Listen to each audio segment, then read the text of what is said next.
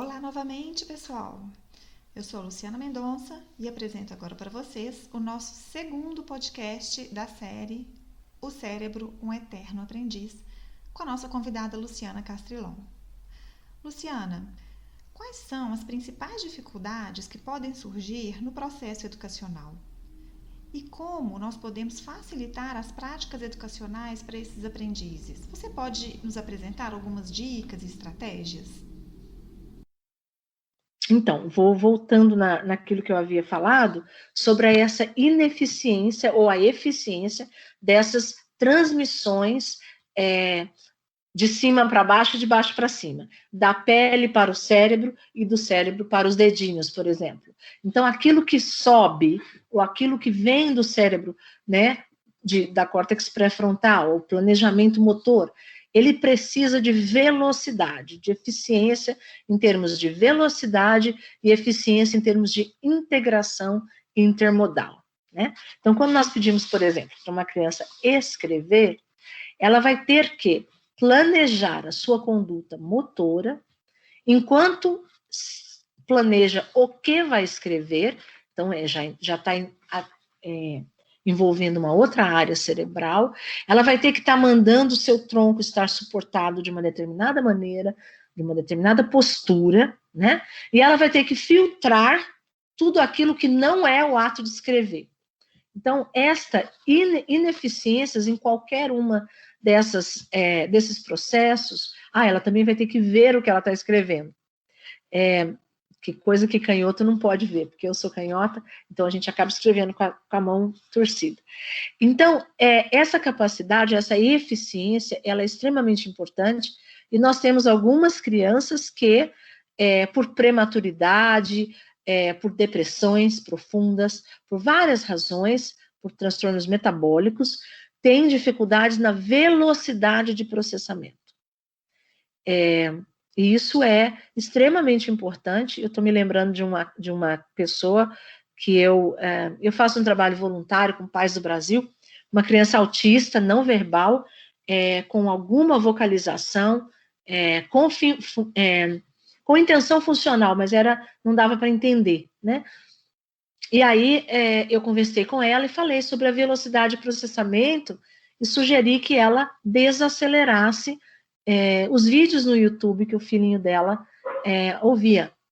E vocês não vão acreditar, essa criança está ouvindo e compreendendo muito melhor a fala da mãe, que agora fala bem mais devagar, e ele está fazendo um progresso tremendo, bem depois da idade esperada, né, aos 14 anos, vocalizando muito melhor, porque finalmente ajustamos a velocidade do que vem de fora à velocidade que o cérebro tem capacidade de processar. Então, quando a gente fala de dificuldade de processamento, nós estamos nos referindo a esta eficiência de transmissão de comunicação entre os neurônios. Lembrando que aquilo que se pratica, aquilo que se repete, fica mais rápido. Então, qual que é a importância disso para as práticas educacionais? É necessária a repetição. Nós vivemos no Brasil, nas últimas 3 décadas, uma influência muito grande de correntes de pensamento que desmereciam a prática e o seu valor, a repetição. Isso aí é coisa de repetição, isso aí é cartilha, meu filho não é robô, enfim. E, na verdade, as repetições são extremamente importantes para justamente criar essa facilitação das circuitarias neurológicas que vão criar uma performance muito mais fluida. Quando a gente fala, por exemplo, a professora Luciana trabalha com isso, a questão da fluência em leitura, é preciso prática. É preciso que você tenha a prática de ler muito, ler várias vezes, inclusive o mesmo texto.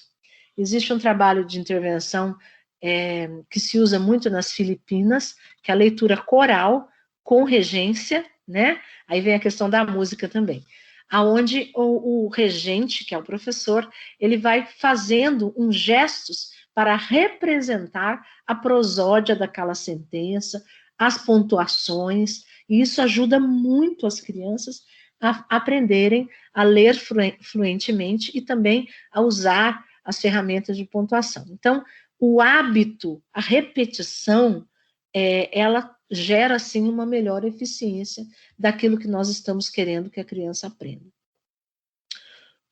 Um outro conceito que me fascina quando a gente olha o cérebro é essa função que a gente chama de memória operacional ou memória de trabalho.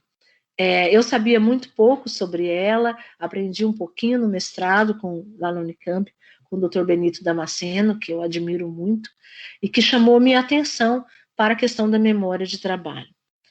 Eu comparo a memória de trabalho ao balcão de uma cozinha, né? É ali que você coloca os ingredientes, que você deixa tudo na mão para você conseguir fazer o prato que você pretende fazer. Algumas pessoas desenvolvem uma ótima memória de trabalho, com a capacidade esperada para a sua faixa etária. Então, começa pouca, aí atinge o seu ótimo, e depois dos 25 anos, a nossa memória de trabalho já começa a ir para as cucuia, a não ser que a gente desenvolva outras estratégias para compensar. Mas ela em si as várias memórias de trabalho, né? Memórias para movimento, memória musical, memória de verbal, memória visual, memória semântica. Então, quando a gente vai utilizando essas memórias, você vai notar que algumas pessoas têm uma redução da sua memória de trabalho. Ela é menor, ela é menos eficiente em várias modalidades. Então, quando a gente faz diagnóstico e a gente percebe que isso acontece com crianças, por exemplo, com uma deficiência intelectual, efeito fetal alcoólico, envenenamento por chumbo, né? Tem alguns casos mais gritantes, assim, onde você percebe que aquela memória de trabalho, aquele balcão de cozinha é extremamente pequeno, né?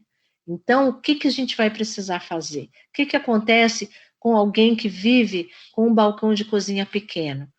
Há uma desorganização da conduta, há um imediatismo dessa criança, há uma impulsividade que não vai ser corrigida com remédio. E você tem uma dificuldade dessa criança em fazer sequências. Por que eu gosto tanto da memória de trabalho? Porque ela é que facilita qualquer processo de aprendizagem complexo, né? Então, sem ela, nós temos que agir muito, muito, muito para compensar essa deficiência, essa ineficiência na vida do aprendiz. Então, tem criança que, como é memória de trabalho ineficiente, ela começa a ouvir uma explicação, 3 segundos depois ela já não lembra o que era o começo, né? E isso atrapalha muito. Eu me lembro explicando esse conceito para os pais, e os pais não entendiam. Aí eu falei para ele, falei assim, imagina que assim, o seu filho, a nossa mente é uma praia, e a gente tem as marés. Chega de noite, a maré apaga tudo que tem na areia, né? Ela vai se reorganizar a nossa praia. É por isso que a gente sonha também. No caso do seu filho, da sua filha, essa maré passa muito rápido. Você nem acabou de escrever na areia, já apagou. Ou para um outro pai eu coloquei, é como você escrever com água no asfalto quente. Você caiu ali, já evapora. Então, o conceito de memória de trabalho é extremamente importante para os educadores, e a criança com dificuldades na memória de trabalho, com a memória de trabalho ineficiente, ela precisa de experiências de realidade que são picadinhas, um pouquinho de cada vez, muita repetição e uma apresentação dos estímulos que seja multimodal. Porque se não pegar pelo ouvido, vai pegar pela parte sinestésica. Se não pegar pela parte sinestésica, vai pegar pelo coração, pela memória afetiva, né? Se não pegar por aí, vai pegar pela memória visual, vai pegar pela memória de cores, vai pegar pela memória tonal. Então, quando você cria, por exemplo, o alfabeto musicado, né? Não é à toa, né, que a gente canta o alfabeto. é justamente para favorecer, não é à toa que a gente tinha um ditado de palavras repetidas muitos dias e muitas vezes. A escola antiga, ela era muito mais preparada para a diversidade neuropsicológica do que a de hoje. A de hoje privilegia crianças com a parte de processamentos básicos, memória operacional e eficiência de processamento, e também as crianças com a parte de abstração, formação de conceito intactos. Mas a gente sabe que no Brasil, aqui também, uma grande maioria de crianças não tem essa memória de trabalho intacta. O que bombardeia a memória de trabalho? Droga intraútero bombardeia a memória de trabalho. Álcool bombardeia. Trauma bombardeia. Né? A criança estar mal nutrida bombardeia.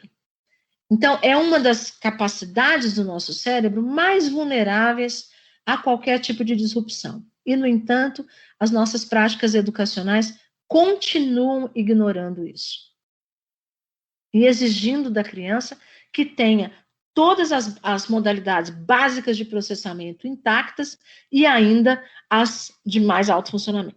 Por exemplo, as formas de alfabetização espontaneístas, né? Você vai descobrindo que dizem que a criança, à medida que ela lê, ela vai aprender a escrever, o que não é verdade, é uma falácia, né? Então, é muito importante que a gente veja isso. Na aprendizagem do ensino matemático, é também extremamente importante que a gente tire da carga de processamento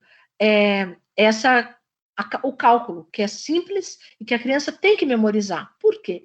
Porque memorizando rapidamente, você esvazia o balcão da cozinha, para a criança poder fazer, de fato, as operações mentais mais nobres.